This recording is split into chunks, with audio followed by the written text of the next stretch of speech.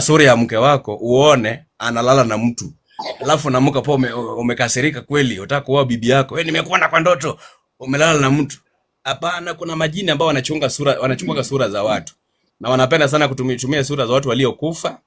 Unaona, sura ya mtu wa karibu ili akulete tu shida na huyo mtu. Kama sasa hii Ben ni yote unanifukuza na panga, kama niko na imani ndogo na sielewi, kumbe huyo Ben kumbe sio rafiki, ananipangianga mabaya. Bwana amenionyesha. Alafu ndoto pia ziko type nne. Kuna ndoto ya shetani, kuna ndoto ya Mungu amekuletea, kuna ndoto za mawazo.